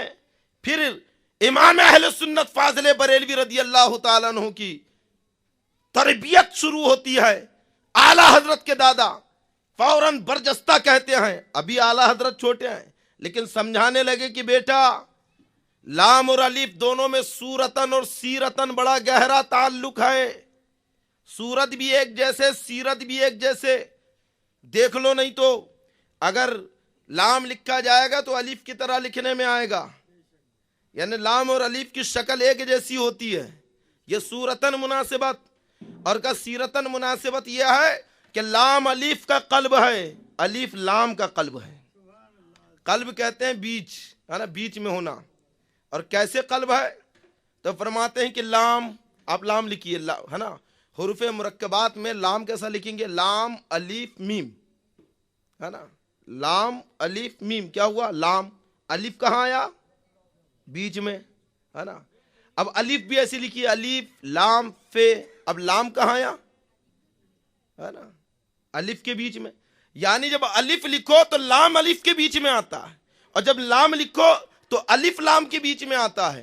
مطلب یہ ہے کہ الف لام کا قلب ہے، لام الف کا قلب ہے، اور یہ دونوں ایک دوسرے میں مدغم ہو گئے، ضم ہو گئے، اور دونوں ضم ہو کر پیغام دے رکھے ہیں. من تو شدم تو من شدی، من تن شدم تو جا شدی، تاکس نہ گویت باد ازا من دی گرم تو دی گری. یعنی میں تجھ میں فنا ہو گیا، تو مجھ میں فنا ہو گیا اور ہم دونوں ایسے مل گئے، ایسے ضم ہو گئے کہ اس کے بعد کوئی یہ نہ کہے کہ یہ دوسرا ہے وہ دوسرا ہے۔ اعلیٰ حضرت کے دادا تعلیم دے رکھے ہیں کہ بیٹا جب تک مرید شیخ کی محبت میں فنا نہ ہو جائے تب تک منزلیں اسے نہیں ملتی ہے، کامیاب نہیں ہو سکتا ہے۔ امام اہل سنت کو ابھی 4 سال کی عمر ہے کہ رموز و اسرار سکھائے جانے لگے، تصوف کی تعلیم دی جانے لگی، اعلیٰ حضرت کے اوپر حقائق کو منکشف کیا جانے لگا۔ جیسا اعتراض بسم اللہ خانی کے زمانے میں اعلیٰ حضرت نے کیا، تاریخ میں دیکھو کہیں نہیں ملتا ہے۔ اور پھر بچپن سے اعلیٰ حضرت کو فنا اور بقا کا پاٹ پڑھا دیا گیا۔ یہ کہتے ہیں کہ اعلیٰ حضرت کو طریقت کے بارے میں کیا معلوم، وہ تو عالم تھے۔ ارے اگر طریقت والے بھی ہے تو مسلک اعلیٰ حضرت کے محتاج ہیں، یہ بھی ایک الگ موضوع ہے۔ اعلیٰ حضرت اور علم تصوف، مجھے اس طرف بھی نہیں جانا کیونکہ اعلیٰ حضرت اور کرامت بس اسی پہ بیان کرنا ہے۔ اعلیٰ حضرت امام اہل سنت درسگاہ میں پڑھ رہے ہیں، بچپنے کا زمانہ ہے، پڑھاتے پڑھاتے استاد جب پڑھا رہے ہیں تو اعلیٰ حضرت کے منہ سے زیر نکل رہا ہے اور استاد زبر پڑھا رہے ہیں، کسی لفظ کے اوپر میں زبر آ گیا، اعلیٰ حضرت کو کہہ رہے ہیں کہ آپ یہ پڑھیے، لیکن آپ کی زبان سے بار بار زیر نکل رہا ہے، بار بار زیر نکل رہا ہے۔ آخر میں علامہ رضا علی رحمۃ اللہ علیہ آپ کے دادا بیٹھے ہوئے تھے، آپ نے استاد سے کہا کہ قرآن شریف بتائیے۔ جب قرآن شریف لیا اور دیکھا تو کیا دیکھتے ہیں کہ کاتب سے غلطی ہو گئی لکھنے میں، حقیقت میں وہاں پہ زیر ہی تھا لیکن کتاب میں زبر لکھا ہوا تھا، یعنی اعلیٰ حضرت کے منہ سے زیر ہی نکل رہا ہے، صحیح نکل رہا ہے۔ تو پھر آپ نے قلم لے کر اسے صحیح کر دیا۔ پھر اعلیٰ حضرت سے کہا کہ بیٹا جیسا استاد پڑھا رہے تھے ویسا کیوں نہیں پڑھ رہے تھے؟ تو اعلیٰ حضرت فرماتے ہیں کہ میں بار بار ویسا ہی پڑھنے کی کوشش کر رہا تھا لیکن میری زبان سے زیر ہی نکل رہا تھا۔ یعنی اللہ تعالیٰ نے امام اہل سنت کی زبان کو اپنی حفاظت میں لے لیا ہے کہ کبھی کوئی غلط بیان اعلیٰ حضرت کی زبان سے نکل ہی نہیں سکتا۔ امام اہل سنت کے قلم کو اپنی حفاظت میں لے لیا ہے کہ غلط باتیں امام اہل سنت کے قلم سے نکل ہی نہیں سکتی ہے نا۔ یہ اعلیٰ حضرت کی ایک عظیم کرامت ہے۔ اور کس کرامت کی آپ بات کر رہے ہیں؟ اور پھر کیسے پیروکار ہے نا۔ علماء فرماتے ہیں کہ اعلیٰ حضرت امام اہل سنت فاضل بریلوی رضی اللہ تعالیٰ عنہ شریعت میں اگر امام اعظم ابو حنیفہ کے متبع تھے، اتباع کرنے والے تھے، تو طریقت میں غوث اعظم کے قدم بقدم تھے ہے نا۔ اور پھر کیسے سچے جانشین امام اعظم ابو حنیفہ کے، سچے نائب سرکار اعلیٰ حضرت امام اعظم ابو حنیفہ کے، اب بالکل وہی طریقے پہ عمل کرنا ہے۔ ایک مرتبہ کسی نے خط لکھا اعلیٰ حضرت کو اور خط میں حافظ لکھ دیا۔ اس وقت اعلیٰ حضرت حافظ نہیں تھے ہے نا۔ حافظ سمجھے کہ نہیں؟ حافظ جی جس کو پورا قرآن یاد ہو، اس وقت اعلیٰ حضرت حافظ نہیں تھے۔ جب آپ کو خط آیا تو آپ نے کہا کہ لوگ مجھے حافظ کہہ رہے ہیں جبکہ میں حافظ نہیں ہوں۔ کوئی اور ہوتا تو واپس خط لکھتا اور کہتا ہے کہ بھائی اب حافظ نہ لکھا کرو، میں حافظ نہیں ہوں۔ اعلیٰ حضرت نے ایسا نہیں کیا، بلکہ اپنے شیخ طریقت رہبر شریعت امام اعظم ابو حنیفہ رضی اللہ تعالیٰ عنہ کے طریقے پہ عمل کرتے ہوئے سیدنا سرکار اعلیٰ حضرت نے پورا قرآن یاد کر لیا۔ اور کون سے طریقے پہ عمل کرتے ہوئے؟ ایک مرتبہ سیدنا امام اعظم ابو حنیفہ رضی اللہ تعالیٰ عنہ راستے سے جا رہے ہیں، کچھ لوگ بیٹھ کے بات کر رہے ہیں، آپس میں کہتے ہیں کہ یہ بہت بڑے امام ہیں، رات بھر اللہ کی عبادت کرتے ہیں۔ امام اعظم نے دل میں کہا کہ یا اللہ میں تو آدھی رات عبادت کرتا ہوں لیکن لوگوں میں مشہور ہے کہ پوری رات عبادت کرتا ہوں۔ پلٹ کے یہ نہیں کہا کہ بھیا میں آدھی رات کرتا ہوں پوری رات نہیں کرتا، یہ نہیں کہا آپ نے، بلکہ آگے بڑھے، مسجد میں گئے اور دعا کی کہ مولا مجھے لوگوں کے گمان کے مطابق کر دے۔ اس رات سے امام اعظم ابو حنیفہ نے پوری رات عبادت کرنا شروع کر دیا اور 40 سال تک امام اعظم ابو حنیفہ رضی اللہ تعالیٰ عنہ رات بھر عبادت کرتے رہے۔ بس اسی طریقے کو اپناتے ہوئے اعلیٰ حضرت نے یہ نہیں کہا کہ مجھے حافظ نہ کہو، بلکہ امام اہل سنت نے پورا قرآن یاد کر لیا۔ اور یاد بھی کیسے کیا؟ یہ بھی اعلیٰ حضرت کی کرامات۔ آج لوگ حیرت کرتے ہیں، رمضان شریف کا مہینہ ہے، حافظ صاحب آتے اور اعلیٰ حضرت کو قرآن شریف سناتے، یاد نہیں ہے امام اہل سنت کو، بس سناتے، اور پھر اعلیٰ حضرت اسی وقت جتنا سنا تھا زبانی اسے سنا دیتے. یعنی اعلیٰ حضرت نے رٹ کر نہیں صرف سن کر قرآن یاد کر لیا, 29 دن کے اندر حافظ بن گئے, ہے نا. آج لوگ کہتے ہیں کہ ارے یہ کیسے ہو سکتا ہے, ارے کرامت ہے. اعلیٰ حضرت کی ولایت کو نہیں مانتے, کون سی کرامت بتائی. ارے قرآن 29 دن میں یاد کر لینا بہت بڑی کرامت ہے, ورنہ قرآن پڑھنا بھی کرامت ہے نا. حضرت امیر عبد الواحد گرامی رحمۃ اللہ علیہ نے سب سنابل شریف میں ایک واقعہ لکھا ہے کہ ایک بزرگ فرماتے ہیں کہ میں کعبے میں داخل ہوا تو میں نے دیکھا کہ میزاب رحمت کو پکڑ کر ایک شخص کھڑا ہوا ہے, کعبے کے دروازے کے قریب میں کھڑا ہے, دعا کر رہا ہے. اور فرماتے پھر میں نے دیکھا کہ وہ شخص کعبے کے دروازے سے حجر اسود تک گئے, ہے نا. اور کعبے کے دروازے سے حجر اسود کا راستہ زیادہ دور نہیں ہے, 3 سے 4 قدم میں آدمی پہنچ جائے, اتنے قریب ہے. فرماتے ہیں جب وہ کعبے کے دروازے سے ہٹے تو انہوں نے قرآن پڑھنا شروع کیا اور حجر اسود تک پہنچے, یعنی 3 سے 4 قدم کا فاصلہ طے کیا تو پورا قرآن پڑھ لیا. اور فرماتے قسم خدا کی میں نے لفظ بلفظ خود سنا ہے, ایک لفظ بھی نہ چھوڑا, اور پورا قرآن انہوں نے پڑھ لیا. میں آج بھی حیرت میں ہوں کہ اتنے جلدی 4 قدم میں قرآن پڑھ کے ختم کر دیا. تو پھر لکھتے ہیں کہ یہ ان کی کرامت تھی. تو 4 قدم کے فاصلے میں قرآن پڑھ کے ختم کر دینا, بزرگان دین فرماتے ہیں یہ کرامت ہے. اعلیٰ حضرت نے 1 مہینے میں قرآن یاد کر لیا, یہ اعلیٰ حضرت کی کرامت ہے. تم کہتے ہو کون سی کرامت بتائی اعلیٰ حضرت نے, یہ کرامت نہیں ہے. اور پھر فتوی رضویہ کا انبار, یہ کرامت نہیں ہے. اعلیٰ حضرت فاضل بریلوی رضی اللہ تعالیٰ عنہ کی ذات خود ایک کرامت ہے. دونوں ہاتھ میں قلم ہے, لکھ رہے ہیں, شاگردوں کی جماعت بیٹھی ہے, سبق پوچھ رہے ہیں, اعلیٰ حضرت بتا رہے ہیں. اتنے میں کوئی مفتی آ گئے, اپنا فتویٰ پیش کر رہے, حضور یہ لکھا ہے تصحیح فرمائے. اعلیٰ حضرت سن رہے, تصحیح بھی کر رہے ہیں. اگر وہاں پہ عبارت کی ضرورت پڑی تو وہیں سے بتا رہے ہیں کہ فلاں مقام پر فلاں کتاب رکھی, اس کے صفحے پر, ہے نا, فلاں صفحے پر یہ مسئلہ ہے, یہ عبارت حوالے کے لیے تحریر کر دو. امام اہل سنت کی ذہانت جواب نہیں ہے. فاضل بریلوی رضی اللہ تعالیٰ عنہ کا سیدنا سرکار اعلیٰ حضرت رضی اللہ تعالیٰ عنہ ایک مرتبہ, ہے نا, ایک امجد علی خان صاحب تھے, یہ بھیسونی کے رہنے والے تھے, یو پی میں کوئی جگہ ہے, وہ قتل خطا کے جرم میں قید کر لیے گئے.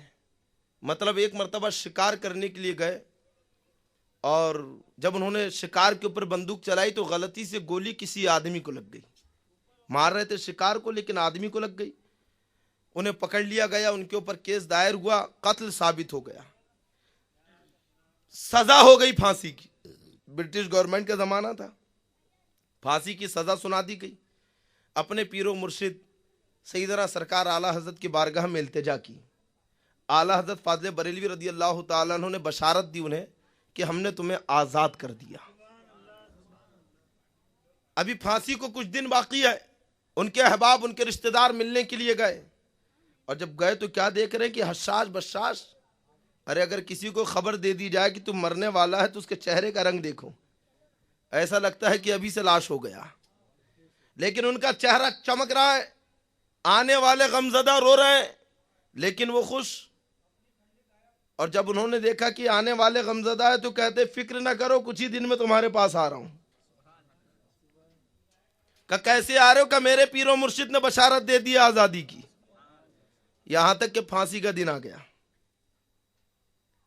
ان کی والدہ ملنے کے لیے گئی, کہتی ہے بیٹا یہ آخری دن ہے تمہارا, یہ ہماری آخری ملاقات. رو رہی ہے لیکن وہ مطمئن ہے. کہتی ہے کہ والدہ رونے کی ضرورت نہیں ہے, گھر میں ناشتہ تیار کر کے رکھو, میں انشاءاللہ ابھی گھر میں آ کے ناشتہ کروں گا. عقیدت دیکھو اعلیٰ حضرت سے کہ اپنے پیر و مرشد میں کیسے فنا ہو گئے, کہ پیر کی بارگاہ میں جب خراج عقیدت پیش کیا ہے, اپنا عارضہ پیش کیا ہے, اور جب اعلیٰ حضرت نے رہائی کی بشارت دیا ہے تو اسی کے اوپر متوکل کہ میرے شیخ نے کہہ دیا آزاد ہوگا تو ہوگا. یہاں تک کہ انہیں پھانسی کے لیے لے کر چلے, تختہ دار پہ کھڑا کر دیا, تب بھی مطمئن ہے, اطمینان چہرے سے چھلک رہا ہے. پھانسی دینے والوں نے کہا کہ کوئی آخری خواہش ہو تو بتاؤ. تو یہ کہتے ہیں کہ کیا کرو گے پوچھ کر، ابھی میرا وقت نہیں آیا ہے۔ تختے دار کے اوپر چڑھ کر کسی کو اپنے شیخ پر اتنا یقین ہو، بہت کم مثالیں ملتی ہے۔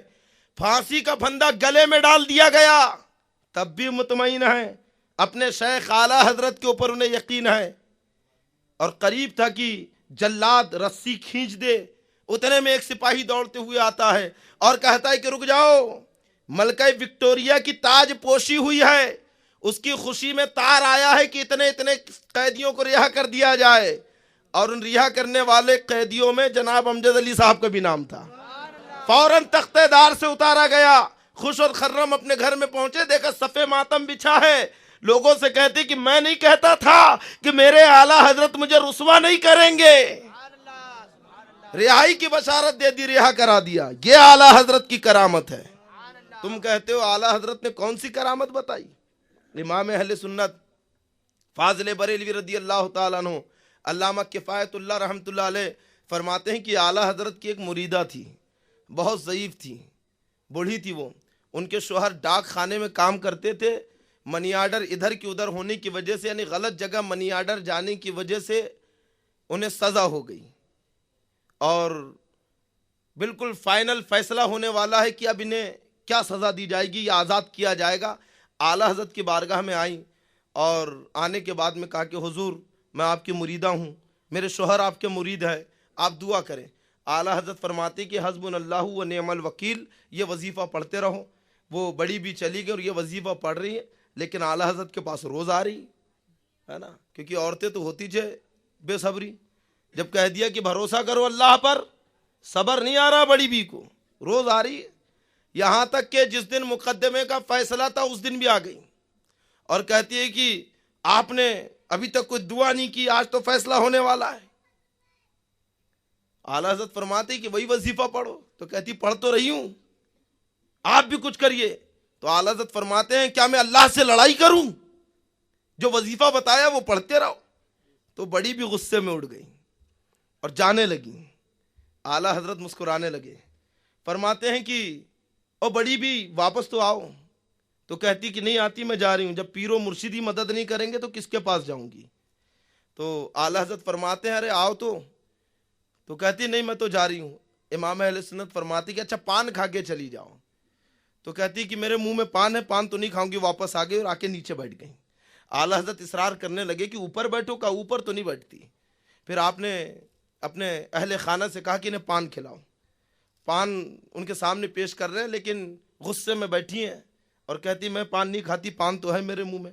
تو خود امام اہل سنت فاضل بریلوی رضی اللہ تعالیٰ عنہ نے اپنے ہاتھوں سے پان تیار کیا اور اس خاتون کو پیش کیا، کہا کہ اے بڑی بھی لو یہ پان کھا لو۔ تو کہتی کہ میں نہیں کھاتی۔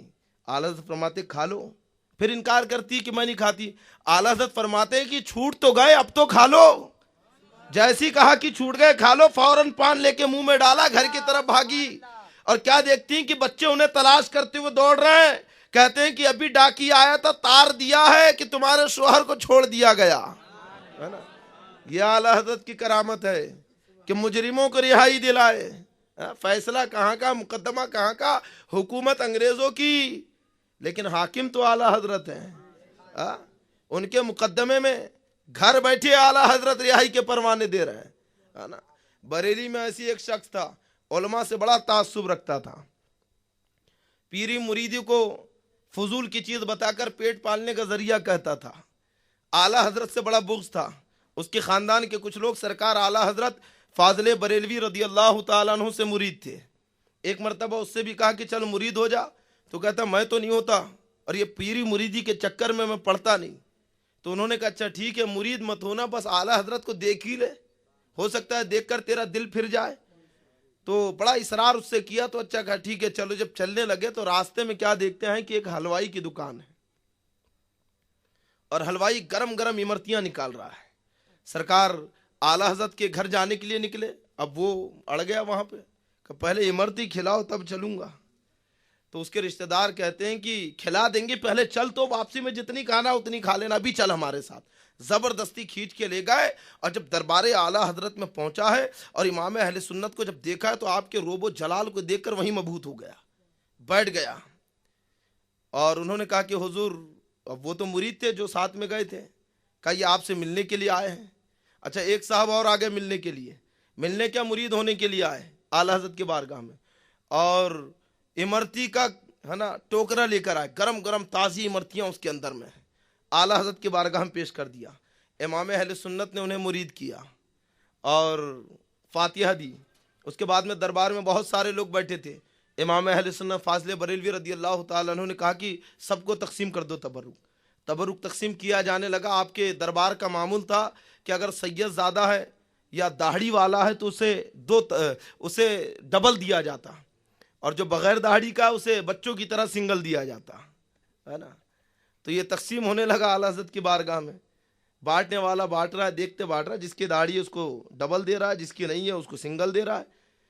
تو یہ جناب جو گئے تھے اعلیٰ حضرت سے ملنے، وہ بغیر داڑھی والے تھے، ان کو بھی ایک دے دیا۔ تو اعلیٰ حضرت فرماتے ہیں کہ ارے انہیں دو ڈبل دو۔ تو بانٹنے والا کہتے کہ حضور یہ تو بچہ ہے، داڑھی نہیں آئی اس کی ابھی، آپ کہہ رہے ہیں کہ ڈبل دو؟ آپ کے ہاں کا معمول ہے کہ داڑھی والوں کو ڈبل دیا جاتا ہے۔ اعلیٰ حضرت فرماتے ہیں کہ اجی دے دو، بہت دیر سے امرتی کھانے کے لیے کر رہے ہیں، ہے نا۔ یہ اعلیٰ حضرت فاضل بریلوی کی بصارت ہے۔ تم کہتے ہو کہ امام اہل سنت نے کون سی کرامت بتائی؟ ارے امام اہل سنت نے کون سی کرامت نہیں بتائی؟ مبتدعین کا رد کرنا، بد مذہبوں کو جواب دینا، کیا یہ کرامت نہیں ہے؟ امام اہل سنت نے ساری زندگی سنت مصطفیٰ پہ عمل کیا ہے، صحابہ کرام کے طریقے پہ عمل کیا ہے۔ اور پھر اعلیٰ حضرت جیسا کہ اعتراض کرتے ہیں کہ ان کے پاس تو کافر بنانے کی مشین تھی، اٹھایا چلایا کافر بنا دیا معاذ اللہ۔ ارے کافر تو تم خود بن گئے تھے، اعلیٰ حضرت نے تمہارے چہروں سے نقاب اٹھایا ہے کہ پہچان لو اسے، یہی ہے مردود جس نے لکھا ہے کہ شیطان کا علم تو قرآن سے ثابت ہے لیکن رسول پاک کا علم قرآن سے ثابت نہیں ہے۔ یہی وہ گستاخ ہے جس نے لکھا ہے کہ رسول پاک کا علم بچے، پاگل، مجنون اور جانوروں کی طرح ہے۔ یہی وہ گستاخ ہے جس نے لکھا ہے کہ اگر کوئی نیا نبی آ جائے تو خاتمیت مصطفیٰ پر کوئی حرف نہیں آئے گا، کوئی فرق نہیں پڑے گا معاذ اللہ۔ یہی وہ گستاخ ہے جس نے لکھا ہے کہ اللہ جھوٹ بول سکتا ہے۔ یہی وہ ہے جس نے لکھا ہے کہ رسول پاک صلی اللہ علیہ وسلم مر کے مٹی میں مل گئے معاذ اللہ۔ ارے اعلیٰ حضرت نے تو تمہارے کفر کو دنیا کے سامنے رکھا ہے، تمہارے چہروں سے نقاب اٹھایا ہے، اور جب تم سے بن نہ پڑی، جواب نہ دے سکے تو پالن حقانی کو لے کر آ گئے سامنے۔ اب اس سے کہلوایا، اہل سنت والجماعت پہ جھوٹے الزام لگائے، اور جب دیکھا کہ اصلی ہے نا یعنی جو اصول ہے، جو عقائد کی باتیں ہیں، اس پہ ہم ان سے بھیڑ نہیں سکتے ہیں، جواب نہیں دے سکتے ہیں، تو فروعی مسائل لے کے کھڑے ہو گئے۔ اور فروعی مسائل بھی کیا؟ فاتحہ دینا ناجائز، نیاز بنانا ناجائز، شربت بنانا ناجائز، اولیاء اکرام کی مزاروں پہ گنبد بنانا ناجائز، پکی قبریں بنانا ناجائز، مزاروں پہ حاضری دینا ناجائز، منتیں ماننا ناجائز، اور صرف ناجائز نہیں، کئی جگہ تو کفر اور شرک ہے نا۔ 11ویں شریف میں بکرا کاٹنا شرک، 11ویں کی فاتحہ شرک۔ فروعی مسائل پہ اتر گئے، کہا ہم انہیں اسی میں الجھا دیں گے، لیکن وار امام اہل سنت جب وسیلے پہ سوال اٹھا ہے تو ایک فتویٰ نہیں دیا، ایک کتاب دے دی۔ اذان قبر پہ سوال اٹھا ہے تو ایک فتویٰ نہیں، ایک کتاب اعلیٰ حضرت نے دے دی، اور پھر مجموعی طور پہ فتویٰ رضویہ دے دیا۔ کیسے پڑھتے جانا، بد مذہبوں کا مقابلہ کرتے جانا۔ جب تک عقائد پہ بات تھی اعلیٰ حضرت ڈٹے رہے، جواب دیتے رہے، اور جب فروعات پہ بات آئی تو اعلیٰ حضرت وہاں پہ بھی خاموش نہ رہے، ہر ایک بات کے اوپر۔ اور یہ بھی اعلیٰ حضرت کی خاصیت ہے کہ جب ایک جواب دیتے تو ایک جواب کو کم سے کم 8 سے 10 فقہی کتابوں سے ثابت کرتے، قرآن و حدیث کے علاوہ۔ یہ اعلیٰ حضرت کے فتووں کی شان ہے کہ جب آپ لکھنے کے لیے لکھنا شروع کرتے تو ایک مسئلے کو ثابت کرنے کے لیے کئی فقہی کتابیں لے کر آتے، ورنہ دیکھ لیجئے فتوی افریقہ، سوال بہت چھوٹے ہیں لیکن جواب کتنے لمبے ہیں۔ اور کبھی تو ایسا ہوتا کہ سرکار اعلیٰ حضرت رضی اللہ تعالیٰ عنہ ہے نا سوال بڑا ہوتا اور جواب چھوٹا دے دیتے ہیں۔ یہ بھی اعلیٰ حضرت کی ایک امتیازی شان ہے۔ اور جب کلام مجید میں انہوں نے قرآن شریف کے ترجمے بدل کر لوگوں کو گمراہ کرنا چاہا. آج یہ جو بہکاتے ہیں قرآن شریف کی عبارت پڑھ کے تھوڑی بہکاتے. یہ جماعتیوں کو کیا معلوم کہ کس آیت کا کیا ترجمہ ہے. وہ ترجمہ لے کر تو بہکاتے ہیں کہ دیکھو غیر خدا کے نام سے پکارنا ناجائز ہے نا. یعنی غیر خدا کو اگر پکارنا ناجائز، غیر خدا کے نام سے ذبح کرنا ناجائز. یہ اس طریقے کے ترجمے سے بہکاتے ہیں. اعلیٰ حضرت نے وہاں پہ بھی قلم اٹھایا، اور قلم بھی کیسے اٹھایا؟ حضور صدر الشریعہ حاضر ہوئے، کہا حضور کلام مجید کا کوئی ترجمہ اردو میں ہمارے پاس نہیں ہے، آپ تحریر فرماتے. اعلیٰ حضرت فرماتے ہیں کہ میرے پاس تو فرصت نہیں، عدم فرصت کا آپ نے عذر پیش کیا، لیکن انہوں نے کہا حضور یہ کام بہت ضروری ہے. تو اعلیٰ حضرت امام اہل سنت فرماتے ٹھیک ہے، جب میں دوپہر میں کھانا کھا کے لیٹتا ہوں قیل اللہ کے لیے، تم اس وقت میرے پاس میں آنا. علامہ صدر الشریعہ حضرت علامہ امجد علی رحمۃ اللہ علیہ سرکار اعلیٰ حضرت کی بارگاہ میں حاضر، قرآن شریف آیت پڑھتے، اعلیٰ حضرت ترجمہ بتاتے جاتے، حضور صدر الشریعہ لکھتے جاتے. کوئی ڈکشنری، کوئی لغت وہاں پہ موجود نہیں ہے، کوئی بزرگوں کے ترجمے وہاں پہ نہیں رکھے ہیں کہ اس سے تھوڑا سا دیکھ لیا جائے، کچھ نہیں. اعلیٰ حضرت لیٹے ہیں، ادھر آیت پڑھ رہے ہیں، اعلیٰ حضرت ترجمہ بتاتے جا رکھے ہیں. حضرت علامہ صدر الشریعہ فرماتے قسم خدا کی اعلیٰ حضرت نے ترجمہ نہیں تفسیر لکھا دی ہے، کیونکہ میں نے جب بھی اعلیٰ حضرت کے سے ترجمہ لکھوایا اور جا کے جب تفسیروں سے ملایا ہے تو ہو بہو اعلیٰ حضرت کا ترجمہ تفسیر معلوم ہو رہا ہے. اور کیسا عشق و محبت میں ڈوبا ہوا ترجمہ. انہیں ذرا سی عربی پڑھنا کی آ گئی، قلم اٹھا لیا، اپنی عربی دانی کا روب بتانے کے لیے چھوٹی موٹی کتاب نہیں، سیدھے قرآن کا ترجمہ کرنے بیٹھ گئے. اور جب ترجمہ کرنے بیٹھے آئے تو اللہ اس کے نبی کی شان میں کیسی کیسی گستاخیاں کیا. سنو، قرآن کی آیت ہے مکروا ومکر اللہ واللہ خیر الماکرین، قرآن کی آیت ہے. ان گستاخوں کے ہاتھ میں قلم پڑھا تو لکھ دیا، جب ان لوگوں نے مکاری کی، مکرو مشرکین مکہ نے مکاری کی، تو مکر اللہ، اللہ نے بھی مکر کیا، معاذ اللہ، اللہ نے مکاری کی. اور پھر کیا ترجمہ کہ واللہ خیر الماکرین، اللہ بہترین مکر یعنی مکاری کرنے والا ہے، معاذ اللہ. ان کے ہاتھ میں قلم پڑا تو شان الہی میں گستاخی. لیکن یہی قلم جب امام اہل سنت کے ہاتھ میں لگا ہے تو فرماتے ہیں مکروا ومکر اللہ واللہ خیر الماکرین، کہ جب مشرکوں نے مکاری کی تو اللہ نے خفیہ تدبیر کی، اور اللہ بہترین خفیہ تدبیر کرنے والا ہے. یہ اعلیٰ حضرت کا ترجمہ ہے. اور جب عظمت مصطفیٰ کی بات آئی، ان گستاخوں کے ہاتھ میں قلم آیا تو دیکھو کیسی گستاخیاں کر رہے ہیں. انا فتحنا لک فتحا مبینا لیغفر لک اللہ ما تقدم من ذنبک وما تاخر. اے محبوب ہم نے آپ کو فتح دی تاکہ آپ کی اگلی پچھلی خطائیں معاف کر دے. معاذ اللہ، نبی کو خطا کار لکھ دیا. دیکھو اٹھا کر فتح محمد جالندری کا ترجمہ، اشرف علی تھانوی کا ترجمہ، عبد الکریم پارک کا ترجمہ. جتنے ترجمہ کرنے والے ہیں جب ترجمہ ان کا دیکھیں گے تو ایسا لگتا ہے سب نے نقل کی ایک دوسرے کی، مارکیٹ میں اپنا نام لانے کے لیے ایک دوسرے کی نقل اتار اتار کے رکھ رہے ہیں. لیکن اعلیٰ حضرت کی بارگاہ میں جب یہ آیت پڑھی گئی تو فرماتے ہیں اے محبوب، یہ اعلیٰ حضرت کا ترجمہ ہے، اس کو محبت میں ڈوبا ہوا ترجمہ ہے، کہ اے محبوب ہم نے آپ کو فتح دی تاکہ آپ کے صدقے میں آپ کی امت کی اگلی پچھلی خطائیں معاف کر دی جائیں. کلام مجید کی عظمت کی بات آئی، اعلیٰ حضرت نے حق ادا کر دیا ترجمہ کر کے. اور پھر کنز الایمان ایسا ترجمہ دیا اعلیٰ حضرت نے کہ اس کے بعد ترجمہ کرنے سے سارے علماء نے اپنے قلم کو روک لیا.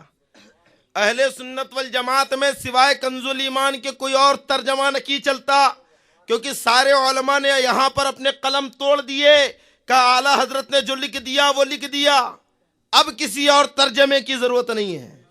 یہ ہمارے امام اہل سنت فاضل بریلوی رضی اللہ تعالیٰ عنہ کی شان ہے کہ جب قلم اٹھائے ہے نا تو اعلیٰ حضرت دیکھو کیسی شان مصطفیٰ ذاکر کر رکھے ہیں. ساری زندگی جو عشق و محبت کا سبق پڑھاتے رہے، تعلیم مصطفیٰ، عظمت مصطفیٰ سکھاتے رہے. بزرگوں کی تعظیم کرنا کہاں سے ملا؟ آج لوگ تفریق کر رہے ہیں، یہ ولی ہے یہ ولی نہیں ہے. اور کون کر رہا ہے یہ تفریق؟ ایک سڑک چھاپ جسے نماز کے غسل کے مسائل نہیں معلوم، وہ کہتا ہے کہ وہ ولی تھوڑی تھے، کوئی کرامت تھوڑی بتائی. ولی تو وہ ہے جو کرامت بتا رہے ہیں.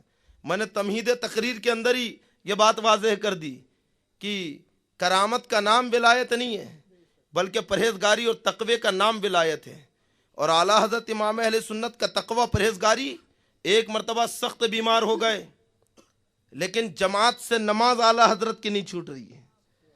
سخت گرمی ہے، سخت بیمار ہے، رمضان شریف آ رہے ہیں. میں والد محترم کو دیکھا، کہتے ہیں کہ احمد رضا اس سال تو بہت بیمار ہوگا لیکن روزے مت چھوڑنا. گرمی کے موسم ہیں، گرمی کے بڑے بڑے دن ہیں، اور اعلیٰ حضرت کی طبیعت بھی گرم تھی، گرم مزاج کے تھے آپ. امام اہل سنت فاضل بریلوی رضی اللہ تعالیٰ عنہ بیمار بھی ہے، گرمی کا موسم بھی ہے، لیکن روزے نہیں چھوڑ رہے، پورے روزے آپ نے رکھے ہیں. اور یہ تو اعلیٰ حضرت کے ہے نا ایک بڑی عمر کی بات ہے. ابھی اعلیٰ حضرت چھوٹے ہیں، بچے ہیں، کہ آپ نے بچپن میں روزہ رکھ لیا، اور وہ بھی گرمی کے دن تھے، سخت گرمی. دوپہر کا وقت ہوا، بھوک اور پیاس کی وجہ سے اعلیٰ حضرت کا چہرہ اتر گیا. گھر میں بڑی خوشی ہے کہ احمد رضا نے آج روزہ رکھا ہے. رشتہ داروں کو، مہمانوں کو بلا لیا گیا، کھانے پینے کا انتظام ہو رہا. دوپہر کا وقت ہے. علامہ نقی علی رحمۃ اللہ علیہ جو اعلیٰ حضرت کے والد، انہوں نے دیکھا کہ اعلیٰ حضرت کا چہرہ اتر رہا ہے. ایک کمرے کے اندر لے کے گئے. وہاں پہ بڑا ٹھنڈا کمرہ تھا اور شربت وہاں پہ بن کے رکھا ہوا تھا ٹھنڈا. دروازہ لگا دیا اور کہا کہ بیٹا لوگ شربت پی لو. تو اعلیٰ حضرت فرماتے ہیں میں تو روزے سے ہوں. تو علامہ نقی علی رحمۃ اللہ علیہ فرماتے ہیں کہ بچوں کا روزہ ایسے ہی ہوتا ہے، یعنی بچوں کا روزہ ایسی ہوتا ہے، یعنی شام دوپہر میں بچے روزہ کھول لیتے ہیں جیسا کہ ہم بہلاتے ہیں بچوں کو. تو اعلیٰ حضرت کو بھی بہلانے لگے، کپیلوں سے. اعلیٰ حضرت فرماتی کہ نہیں، میں تو شام تک روزہ رکھوں گا جیسا کہ بڑے رکھتے ہیں، ویسا روزہ رکھوں گا. علامہ نقی علی تڑپ اٹھے، بڑے خوش ہوئے. لیکن پھر بچے کو آزمانے کے لیے کہتے ہیں کہ بیٹا کوئی نہیں دیکھ رہا ہے، پی لو چپ چاپ سے، اب میں کسی سے نہیں بتاؤں گا. اعلیٰ حضرت فرماتے ہیں کہ جس کے لیے روزہ رکھا ہے وہ تو دیکھ رہا ہے نا. بچے ہیں امام اہل سنت، لیکن دیکھو تقوی اور پرہیزگاری کا عالم. ارے جس میں بچپن سے ایسا تقوی ہو کہ وہ اللہ کا ولی نہیں، ارے اس کی ولایت کا جو نہیں ہے. اور پھر ولایت کی وہ کس منصب پہ فائز ہے یہ تو اللہ جانتا ہے، کیونکہ وہ اعلیٰ حضرت ہے. اور خود اعلیٰ حضرت نہیں بنے بلکہ غوث پاک کی کرامت نے اعلیٰ حضرت بنایا ہے، غریب نواز کی نگاہوں نے اعلیٰ حضرت بنایا ہے، صحابہ کرام کی عشق و محبت نے اعلیٰ حضرت بنایا ہے. جس رخ پہ قلم اٹھایا ہے نا، جس موضوع پہ قلم اٹھایا اس موضوع کا حق ادا کر دیا. اور جب شعر و شاعری کی دنیا میں اعلیٰ حضرت نے قدم رکھا ہے تو شعر و شاعری کا حق ادا کر دیا. ایسی تعریف و توصیف سرکار دو عالم صلی اللہ علیہ وسلم کے بیان کیا ہے کہ آج سارے شعراء بلکہ قیامت تک انگشت بدندہ ہیں، اور آپس میں ایک چیمی گوئیاں کرتے ہوئے کہتے ہیں کہ سارے الفاظ تو اعلیٰ حضرت نے لے لیے، اب ہم لفظ کہاں سے لائیں. اور حقیقت تو یہ ہے کہ جو الفاظ ابھی ہم نے سنے نہیں، اعلیٰ حضرت نے وہ بھی استعمال کر لیے. اور پھر یہ بھی اعلیٰ حضرت کی شان ہے کہ ہے نا ایک لفظ ہو کئی معنی رکھتا ہو، اعلیٰ حضرت جیسا چاہے اسے ویسا استعمال کر رہے ہیں، ہے نا. مطلب اعلیٰ حضرت امام اہل سنت ایک شعر میں فرماتے ہیں مومن وہ ہے جو ان کی عزت پہ مرے دل سے، ہے نا، اور تعظیم بھی کرتا ہے نجدی تو مرے دل سے. دونوں مصروں میں لفظ مرا ہے نا، اور پہلے مصرے میں جو مرا ہے وہ عشق بتا رہا ہے، اور دوسرے مصرے میں جو مرا ہے وہ ان کا بغض بتا رہا ہے نا، مرے دل سے. اور پھر قلم اٹھا کے لکھتے ہیں کہ ہمارے آقا ہم ہیں ان کے، ہے نا، وہ ہے تیرے تو ہوئے ہم تیرے، اس سے بڑھ کر تیری سمت وسیلہ کیا ہے نا. بارگاہ خداوندی میں کیسے عرض کرتے ہیں کہ یا اللہ یہ تیرے ہیں ہم ان کے ہیں تو ہم بھی تو تیرے ہوئے.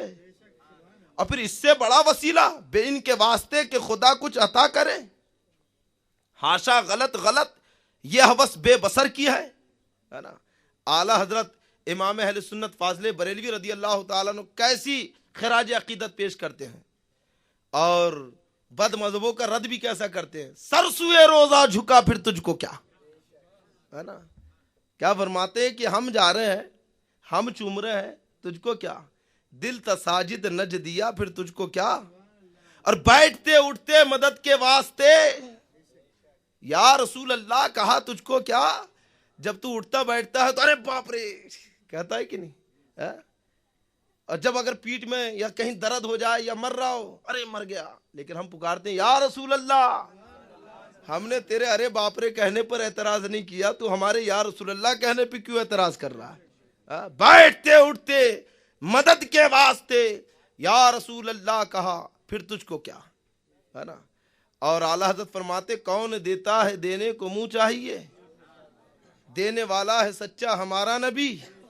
ہم نے کہا ہے امام اہل سنت بات سمجھ میں نہیں آئی, دینے والا جب بھی دیتا ہے ہاتھ سے دیتا ہے, آپ نے منہ کا تذکرہ کیوں کر دیا. بات تو یوں ہونی چاہیے کون دیتا ہے دینے کو ہاتھ چاہیے. آپ فرماتے ہیں کون دیتا ہے دینے کو منہ چاہیے, مطلب کیا. تو اعلیٰ حضرت فرماتے ہیں میں یہ دنیا کا لینا اور دینا مراد نہیں لے رہا ہوں, یہاں تو قیامت کی بات چل رہی ہے, قیامت کی. وہ ہاتھ نہیں چلیں گے, کچھ ہوگا تو دے گا, وہاں تو منہ چلے گا. زبان مصطفیٰ, اور کون سی زبان, وہ زبان جس کو سب کن کی کنجی کہے, اس کی نافذ حکومت پہ لاکھوں سلام, وہ زبان چلے گی. اس شاک حاضر ہو کے عرض کریں گے یا رسول اللہ جام کوثر چاہیے, مصطفیٰ کہیں گے دیا. عرض کریں گے یا رسول اللہ شفاعت چاہیے, اللہ کے نبی فرمائیں گے دیا. عرض کریں گے کہ یا رسول اللہ جنت چاہیے, مصطفیٰ کہیں گے دیا. تبھی تو اعلیٰ حضرت فرماتے کون دیتا ہے دینے کو منہ چاہیے, دینے والا ہے سچا ہمارا نبی, ہے نا. اور فرماتے چمک تجھ سے پاتے ہیں سب پانے والے. یا رسول اللہ یہ لوگ کہتے کچھ نہیں دے سکتے, ہے نا, اور ہم کہتے ہیں کہ کیا نہیں دے سکتے. چمک تجھ سے پاتے ہیں سب پانے والے, میرا دل بھی چمکا دے چمکانے والے. برستا نکی دیکھ کر ابر رحمت, ہے نا. سرکار کا ابر رحمت دیکھ کر نہیں برستا ہے کہ یہاں برسو وہاں مت برسو, وہ تو ایسے رحمت للعالمین ہے کہ سب کے لیے کرم. برستا نکی دیکھ کر ابر رحمت, بدوں پر بھی یعنی گناہ کاروں پر بھی, بد یعنی گناہ گار, فرماتے بدوں پر بھی برسا دے برسانے والے, ہے نا. یعنی یا رسول اللہ آپ کی عطا چہرہ دیکھ کر نہیں ہوتی ہے, بلکہ آپ تو عطا کرتے جاتے ہیں, بانٹتے چلے جاتے ہیں نا. سرکار میں نہ لا ہے نا. کیا فرماتے مانگیں گے مانگے جائیں گے, منہ مانگی پائیں گے, کیونکہ یہ وہ در ہے کہ میرے کریم سے اگر قطرہ کسی نے مانگا, دریا بہا دیے ہیں دربے بہا دیے ہیں. فرماتے اعلیٰ حضرت مانگیں گے مانگے جائیں گے, منہ مانگی پائیں گے. اور کون کہتا ہے کہ نہیں دے سکتے, حاکم حکیم داد و دوا دے یہ کچھ نہ دے. مردود یہ مراد کی شاید خبر کی ہے بے ان کے واسطے کہ خدا کچھ عطا کرے, ہاشا غلط یہ حوث بے بسر کی ہے. تو کہتا نہیں دے سکتے, پوچھ صدیق اکبر سے دیا کہ نہیں, پوچھ عمر فاروق سے دیا کہ نہیں, پوچھ حضرت عثمان غنی سے دیا کہ نہیں, پوچھ حضرت علی سے ملا کہ نہیں, پوچھ حضرت بلال سے ملا کہ نہیں. ارے اتنا دیتے ہیں کہ مانگیں گے مانگے جائیں گے, منہ مانگی پائیں گے. سرکار میں نہ لا ہے نہ حاجت اگر کی ہے. اور ایک جگہ یوں فرماتے ہیں کہ اب تو نہ روک اے غنی عادت سگ بگڑ گئی. سگ کہتے ہیں کتے کو, ہے نا. اپنی نسبت اعلیٰ حضرت نے یوں کہا, اور ہم سب بھی ان کی بارگاہ کے کتے ہیں, وہیں کے سگ ہیں. فرماتے ہیں کہ اب تو نہ روک اے غنی, ہے نا. غنی آنے دینے والا, عادت سگ بگڑ گئی, میرے کریم پہلے ہی لقمہ تر کھلائے کیوں, ہے نا. اور یہ تو اختیار مصطفیٰ ہے نا. اور اسی نعت کے اندر اعلیٰ حضرت نے مختلف پہلو اختیار کرتے ہوئے اصلاح معاشرہ بھی کیا ہے, اصلاح عقائد بھی کیا ہے. فرماتے جیسے کہ اعلیٰ حضرت کی وصیت میں کہ سن لو جو میں کہہ رہا ہوں, اس کے بعد میں اپنی قبر سے اٹھ کر نہیں آؤں گا تمہیں بتانے کے لیے. جس کے اندر بھی ذرہ برابر رسول پاک کی گستاخی دیکھو تو اسے دودھ سے مکھی کی طرح نکال کر پھینک دو. نہ ان کے قریب جاؤ, نہ ان سے قریب ہو, نہ انہیں اپنے گھر میں بلاؤ, نہ ان کے گھر میں جاؤ, نہ ان کی شادی بیاہ میں جاؤ, نہ ان کی میتوں میں جاؤ, کیونکہ وہ رسول پاک کے گستاخ ہے. اگر چلے گئے تو پھر کہتے پھرو گے چھوڑ کے اس حرم کو آپ بن میں ٹھگو کے آ بسوں، پھر کہوں سر پہ دھر کے ہاتھ لٹ گئی سب کمائی کیوں۔ جتنا کمایا تھا سب نکل جائے گا، اس لیے سن لو، سونا جنگل رات اندھیری، چھائی بدلی کالی ہے، سونے والو جاگتے رکھیو چوروں کی رکھوالی ہے، شہد دکھائے زہر پلائے قاتل ڈائن شوہر کش۔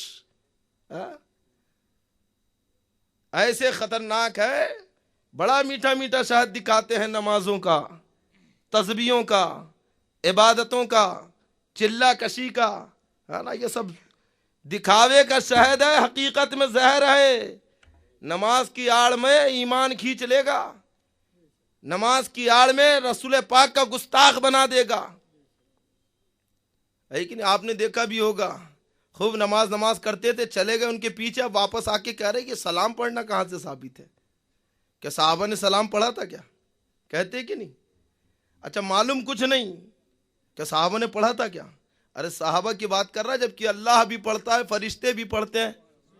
ان اللہ و ملائکتہ یصلون علی النبی، بے شک اللہ اور اس کے فرشتے نبی پہ سلام پڑھتے ہیں۔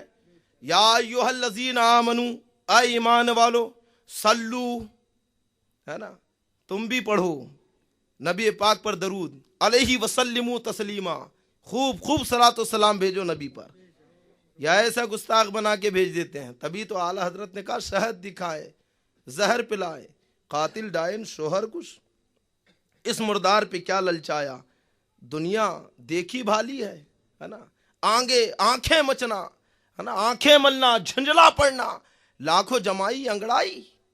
اعلیٰ حضرت فرماتے ہیں کہ اگر لوگوں کو بیدار کیا جائے، ہے نا، سمجھایا جائے کہ بھائی یہ ایسے ہیں، ان سے دور رہو، یہ بد مذہب ہے، یہ عقیدہ چھین لیں گے، تو خود ہی جھنجلا پڑتے ہیں۔ اب بالکل وہی کیفیت ہوتی ہے جیسے کوئی نیند میں سویا اسے جگاؤ، کیسا جھنجلاتا ہے۔ اعلیٰ حضرت نے وہی مثال دے کے فرمایا کہ آنکھیں ملنا، جھنجلا پڑنا، لاکھوں جمائی انگڑائی، نام پہ اٹھنے کے لڑتا ہے، اٹھنا بھی کچھ گالی ہے۔ اٹھا رہے ہیں، بیدار کر رہے ہیں، سونا پاس ہے سونا بن ہے، سونا زہر ہے اٹھ پیارے، ہے نا۔ یہاں پہ بھی اعلیٰ حضرت کی بلاغت دیکھو، سونا پاس ہے یعنی ایمان، سونا بن ہے یعنی جنگل سونا پڑا ہے، اور سونا زہر ہے۔ اب یہ سونا جو نیند مراد ہے، اٹھ پیارے، تو کہتا ہے میٹھی نیند ہے، تیری مت ہی نرالی ہے نا۔ اعلیٰ حضرت نے جگایا بھی، اچھا اس امت سے اعلیٰ حضرت کو پیار بھی بہت ہے، اصلاح معاشرہ بھی کیا، اور شعروں کے اندر اصلاح معاشرہ کر دیا۔ فرماتے ہیں اعلیٰ حضرت امام اہل سنت رضی اللہ تعالیٰ عنہ کی غفلت شیخ و صاحب پر ہنستے ہیں طفل شیر خوار، ہے نا۔ شیخ کہتے ہیں بوڑھوں کو اور صاحب کہتے جوانوں کو، کرنے کو گدگدی یا بس آنے لگی بہائی کیوں، ہے نا۔ چھوٹے بچے ہوتے کہ نہیں، شیر خوار جنہیں کہتے ہیں، چھوٹے بچے دودھ پینے والے، وہ ہنستے ہیں۔ تو پرانی عورتیں کہتی تھی کہ انہیں پریاں آ کے گدگدی لگاتی ہیں، کر کے یہ ہنستے ہیں۔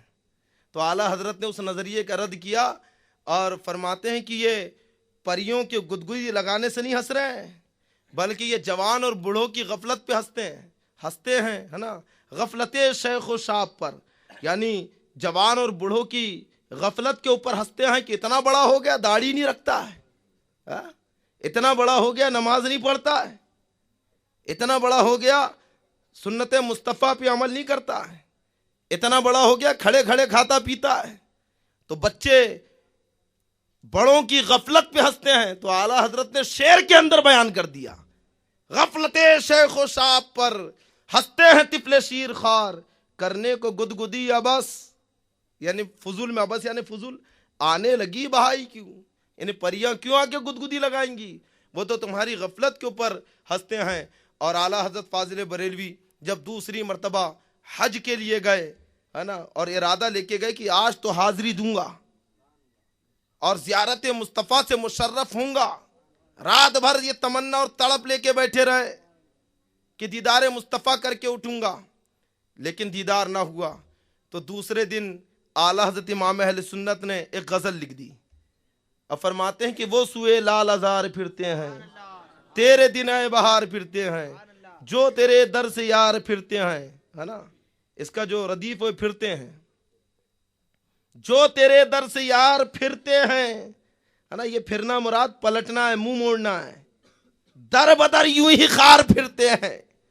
دیکھو بارگاہ رسالت سے پھرے در بدر پھر رہے ہیں، کوئی 40 دن کے لیے، کوئی 25 دن کے لیے، ہے نا، ادھر جا رہے ادھر جا رہے، بس پھر ہی رہے ہیں. اور فرماتے ہیں کہ پھرتے تو ہم بھی ہیں، لیکن ہم کہاں پھرتے ہیں؟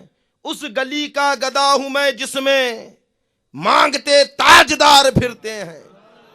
ہم تو اس گلی میں پھرتے ہیں جہاں پہ بڑے بڑے بادشاہ آ کر اپنے تاجوں کو اتار کر جھولیاں پھیلا کے پھرتے ہیں. ہم اس بارگاہ میں گردش کرتے ہیں، ہم وہاں کی جاروب کشی کو اپنی سعادت سمجھتے ہیں. اور پھر مکتے میں لکھتے ہیں کہ کوئی کیوں پوچھے تیری بات رضا، تجھ سے کتے ہزار پھرتے ہیں.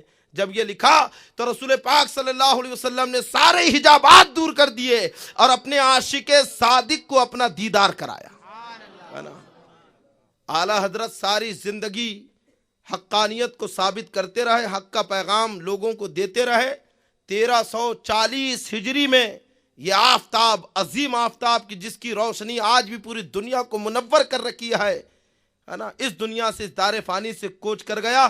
اور جاتے جاتے یہی پیغام اس نے ہمارے لیے چھوڑا ہے: حشر تک ڈالیں گے ہم پیدائش مولا کی دھوم، مثل فارس نجد کے قلعے گراتے جائیں گے، خاک ہو جائے عدو جل کر مگر ہم تو رضا. دم میں جب تک دم ہے ذکر ان کا سناتے جائیں گے. تو ہم بھی سب مل کر ان کی بارگاہ میں یہی خراج عقیدت پیش کرتے ہیں: ملک سخن کی شاہی تم کو رضا مسلم، جس سمت آ گئے ہو سکے بٹھا دیے ہیں. السلام علیکم ورحمۃ اللہ.